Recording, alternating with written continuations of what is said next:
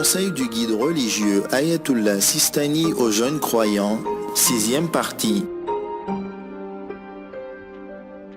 7e conseil, la justice et la loyauté.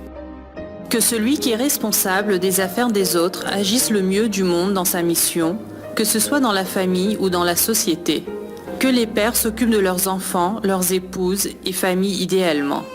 Qu'ils excluent la violence et la sévérité, même lorsque les circonstances demandent de la fermeté pour mieux préserver la sagesse et la cohésion au sein de la famille et de la société. Les manières d'agir avec fermeté ne se résument pas à nuire physiquement ou agresser verbalement. Par contre, il existe d'autres méthodes d'éducation accessibles, notamment en consultant les spécialistes et psychologues. La sévérité et les méthodes violentes provoquent souvent le contraire de ce qui a été souhaité, car elles détériorent encore plus la situation déjà problématique et elles brisent la personnalité de l'individu que l'on souhaitait réformer. Que celui qui détient un rôle dans la direction des affaires de la société le fasse avec sérieux et loyauté envers les gens, qu'il ne les dupe pas ou ne les trompe pas à propos de ceux dont ils n'ont pas accès, car Allah a autorité sur eux et sur lui, et lui demandera des comptes avec exigence le jour de la résurrection.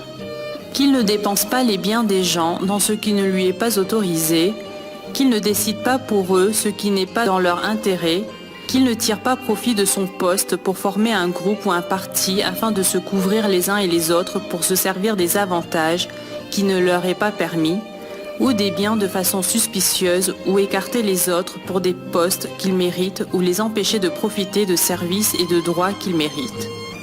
Qu'aucun ne justifie ses agissements pour une raison religieuse ou de dogme, car la religion et les dogmes vrais sont établis sur des fondements qui sont le respect de la justice, de la bienfaisance et de la loyauté. Allah le Tout-Puissant dit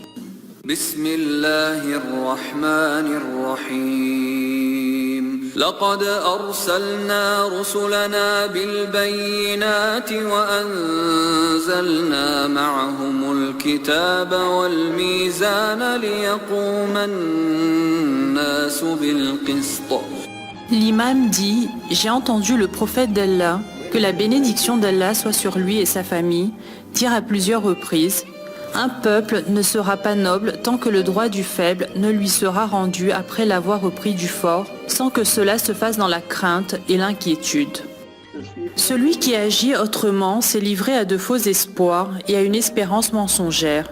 Le plus digne devant les leaders de la justice, comme le prophète, l'imam Ali et l'imam Hussein, est celui qui agit le plus conformément à leurs paroles et conduites.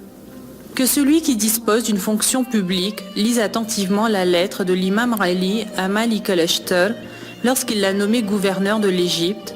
Elle y décrit les bases générales de la justice et de la loyauté. Elle est bénéfique pour tous les gouvernants et les autres, chacun selon sa situation. Plus une personne détient des responsabilités publiques, plus elle devrait respecter et se soumettre à ses recommandations. Merci de nous avoir suivis. À bientôt pour la 7e partie dans une prochaine vidéo.